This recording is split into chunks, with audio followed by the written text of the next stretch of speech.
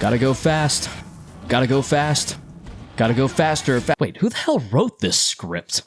Hot Wheels Unleashed 2 is a sequel, shocker I know, to the fairly well-received Hot Wheels Unleashed, and they have returned with more content and seemingly DLC than the previous title by a decent portion.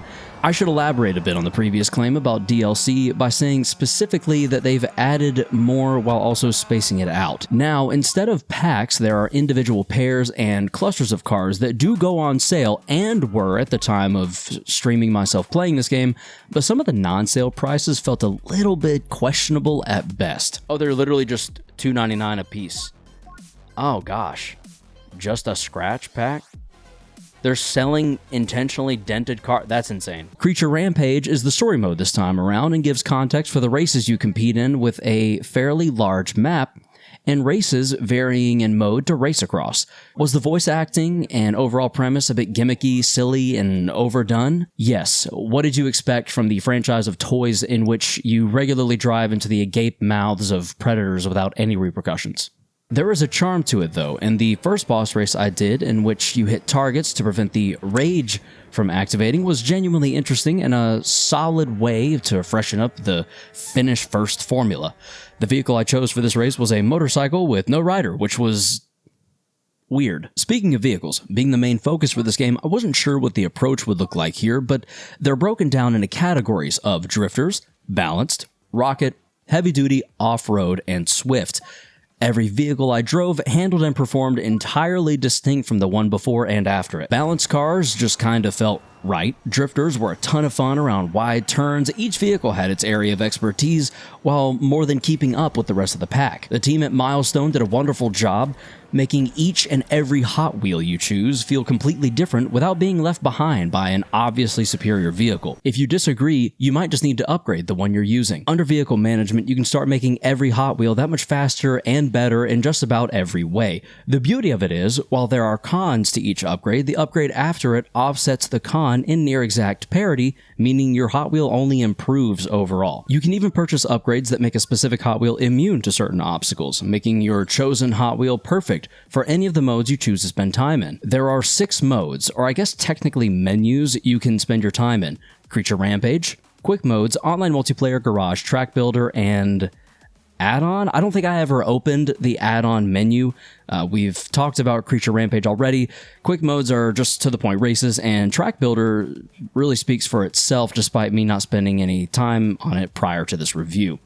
To be honest, I just want to take a moment to discuss liveries. The community in this game is full of die-cast diehards who go out of their way to flex that creativity in some incredible ways. Some of the creations in this should be considered for actual Hot Wheels because my goodness, they are insanely good.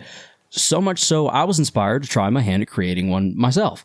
And after spending entirely too much time in the livery editor, I made, well, it's something that exists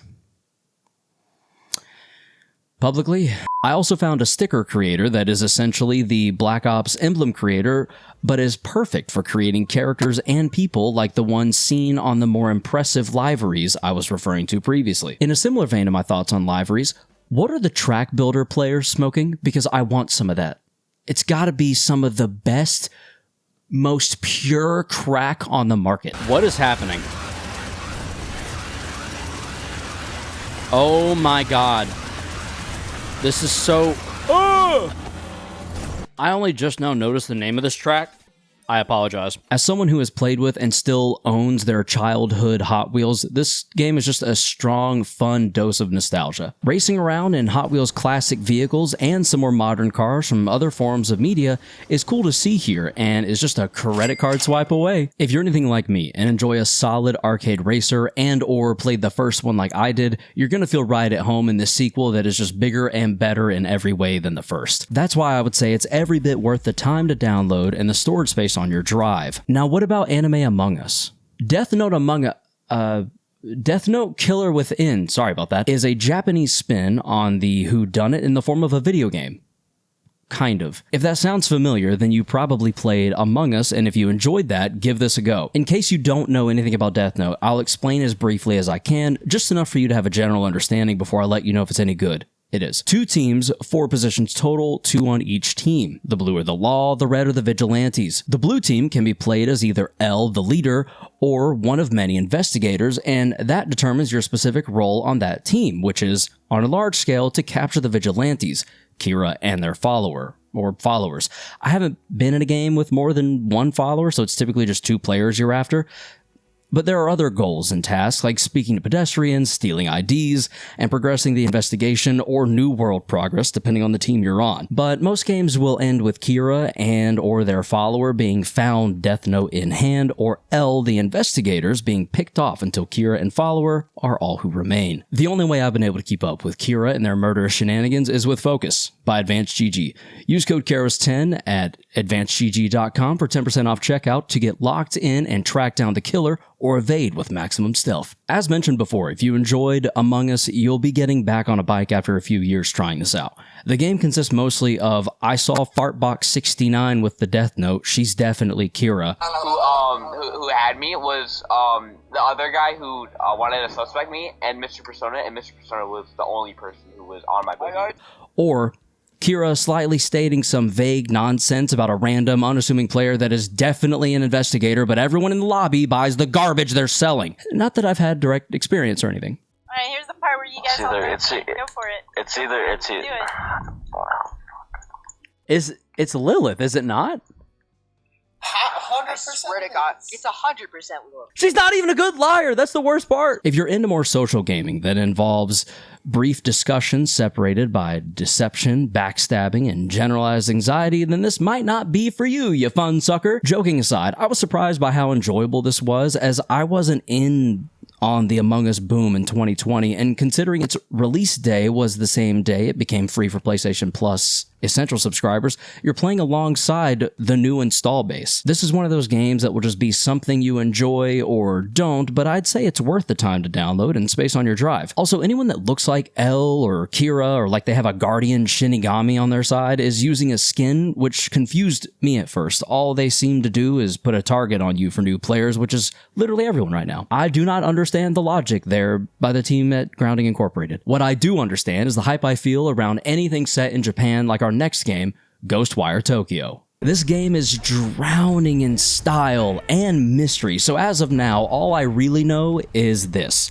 Main character's sister is dying. He basically dies himself, except not because a ghost guy took over and made him like a failed Venom cyborg crossover. There's also presumably a bad guy in a Hannya mask, except traditionally those are typically to represent female demons, so bad gal? Wow!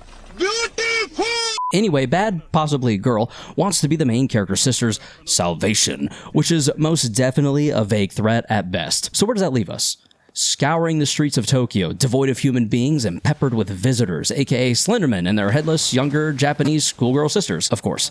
There are other, less frequent enemies and creatures I've run into, my favorite of which are the floating two-tailed cats that sell you things as merchants that make cat puns. I would literally die for this creature. Aside from the characters, this game is drowning in style like I mentioned earlier. Tango Gameworks just hit the Tokyo vibe immaculately, and as a white guy on the internet, I very uniquely love that and all things Japanese culture adjacent. I swear I'm the only one here. It's not all neon lights and gyoza though. There are shrines to purify around the map that unlock new areas by clearing the evil fog that kills you slowly that some refer to as outdated game design. Yes, for better or worse, this is a Ubisoft game map in essence, if there ever was one outside of Far Cry and the like. I have always enjoyed the variety of spins on that formula, but not everyone has. I totally understand if that type of game design is becoming the superhero movie of gaming. For some, that will be enough to look elsewhere and not even bother starting it, but from what I've played, the quick purge sneak attacks,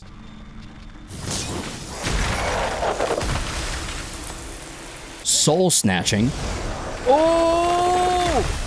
and intriguing elemental-based powers along with the bow and arrow.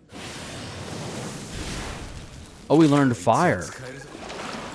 Nice, we got water blades.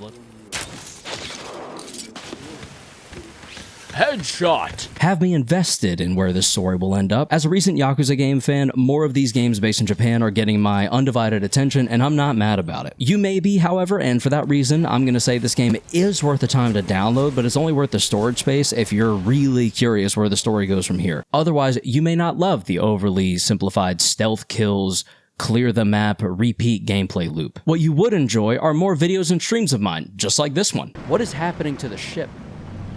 What a strange planet.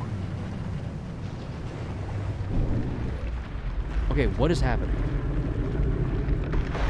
Oh! Whoa, what the fuck? So subscribe to see more of them. And as always, stay frosty and stay humble.